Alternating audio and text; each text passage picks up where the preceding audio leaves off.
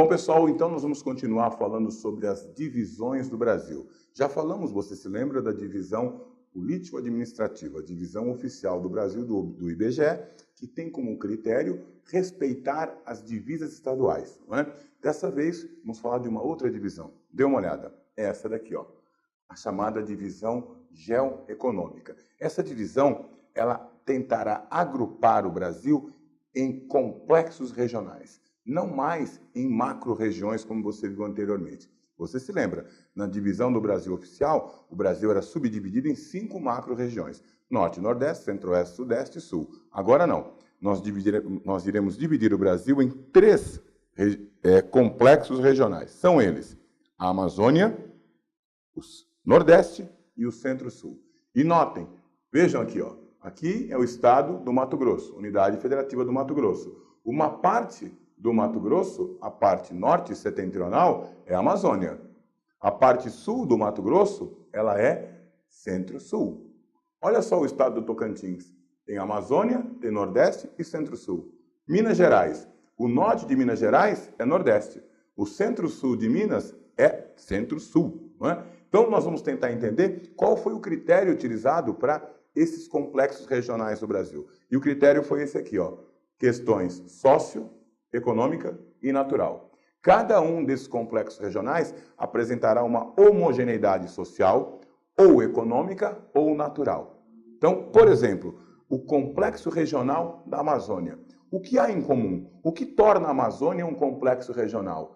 São as suas características naturais, a homogeneidade natural. O que eu quero dizer? A Amazônia tem o mesmo clima, a mesma vegetação, a mesma hidrografia e o mesmo relevo. Eu fiz um desenho para você aqui, ó, para tentar ilustrar isso para você. Dá uma olhadinha aqui, ó. Olha só. Então, quando eu falo em complexo regional da Amazônia, eu falo numa área que tem estas características climáticas. Olha aqui. Essas barrinhas azuis representam as chuvas. Essa barrinha vermelha representa a temperatura. Notem, olha o quanto que chove nessa região. É a região de maior índice pluviométrico do Brasil. Olha a temperatura, a média aqui é de 28, 30 graus. Então, o clima aqui é um clima muito quente e de alta pluviosidade. Como chama esse clima? Clima equatorial úmido. Então, na região do Complexo Regional da Amazônia, você tem o clima equatorial úmido. Está vendo esse desenho que eu fiz aqui? Isso aqui é um corte, é um perfil topográfico do relevo da região. Esse perfil topográfico seria de noroeste até sudeste. Noroeste até sudeste. Então, o que eu tenho? O predomínio das chamadas terras baixas, ou terras de baixas altitudes. Paradoxalmente, isto é, contrariando o que eu disse, é aqui na região que eu tenho a maior altitude do Brasil, o Pico da Neblina, com 3.014 metros. Mas, de maneira geral, essa região aqui, o Complexo Regional da Amazônia, se caracteriza como uma área de relevo marcado pelas baixas altitudes. Olha aqui, ó, Planalto das Guianas, Planície Amazônica e Planalto Brasileiro, mais especificamente o Planalto Central. Além disso, nós temos a vegetação, nós temos aqui uma floresta. Opa! O que é uma floresta mesmo? Floresta é uma vegetação de grande porte, de domínio arbóreo, com árvores acima de 20 metros de altura. Então aqui eu tenho uma das florestas mais emblemáticas do mundo. A floresta equatorial, pluvial, úmida. Isto é, a floresta que vulgarmente nós chamamos de floresta amazônica. E dê uma olhada, a floresta amazônica tem 3 andares distintos.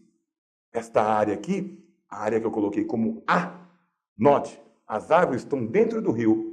Essa área chama-se várzea. É uma parte da floresta sempre alagada. Eu tenho essa área aqui, ó, próxima ao leito do rio.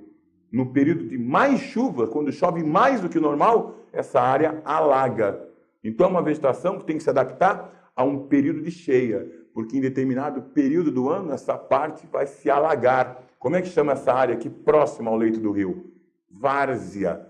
Então aqui, ó, Igapó, várzea, e essa área aqui, ó, que está distante do leito do rio, a gente chama de terra firme. É uma área nunca alagada. Voltando, essa área aqui, Igapó, área sempre alagada, várzea, área alagada no período das cheias, e terra firme, área nunca alagada. Além do clima, da vegetação e do relevo, outro componente que faz parte da homogeneidade natural da Amazônia é a hidrografia. Me refiro ao fato de que nessa área você tem o predomínio da bacia hidrográfica amazônica.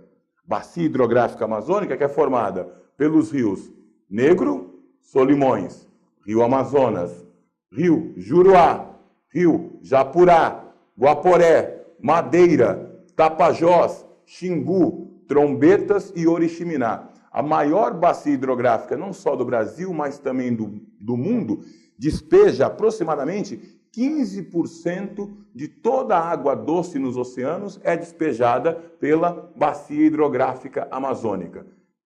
Rede hidrográfica, melhor, bacia hidrográfica amazônica, clima equatorial úmido, relevo marcado por terras baixas e vegetação floresta equatorial úmida são as características que formam um complexo regional da Amazônia. E o Nordeste? O Nordeste não tem a ver com características naturais, e sim com características sociais.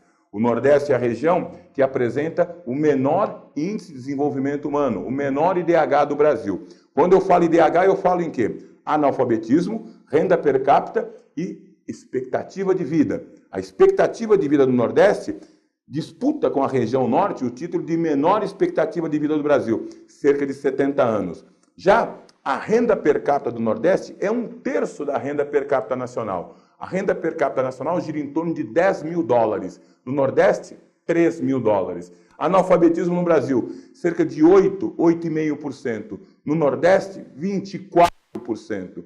24% da população do Nordeste é analfabeta, o triplo da média brasileira. Então, o Nordeste é um complexo regional em função dos seus baixos indicadores sociais. E, finalmente, o Centro-Sul. O Centro-Sul é um complexo regional por quê? Em função do seu dinamismo econômico. É aqui que nós temos o nosso principal parque industrial, a nossa agricultura mais moderna e mecanizada, nós temos uma pecuária intensiva, nós temos os principais portos, nós temos os principais, como o professor Milton Santos chama, sistemas de objeto, ou o principal espaço técnico-científico informacional. Mas isso a gente vê daqui a pouquinho. Portanto, quando falamos em divisão geoeconômica, o critério é socioeconômico natural. Os complexos regionais são Amazônia, Nordeste e Centro-Sul.